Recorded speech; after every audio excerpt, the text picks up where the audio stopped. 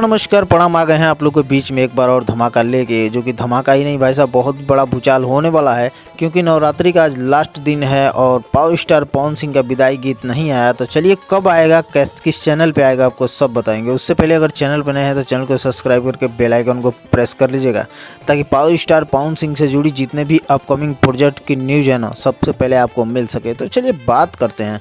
Power star Pawan Singh का हाल ही में एक गाना आया था कि माई के आरती उतारे चलो, जो कि यूट्यूब पे गजब ही तबाही मचा रहा है। लोगों ने बहुत ज़्यादा प्यार दुलार दे रहे हैं उसको।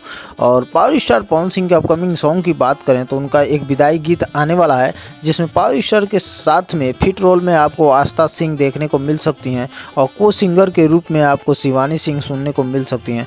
गाना ही बहुत ज़बरदस्त होने वाला है और विदाई गीत है, आप रोए बिना नहीं रह सकते हैं। ऐसा गाना भाई साहब पावर स्टार पवन सिंह का पहली बार नहीं है, बहुत बार ऐसा गाना दे चुके हैं। लेकिन उन गानों से ये गाना बहुत ही अलग होगा कि आपको गाना सुन के आंखों से आंसू आ जाएगा।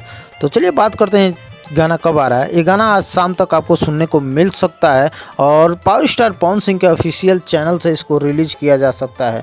ये खबर निकल के आई है कि पावर स्टार पवन सिंह का और भी सारे अपकमिंग प्रोजेक्ट हैं, भोजपुरी को लेके या बॉलीवुड को लेके।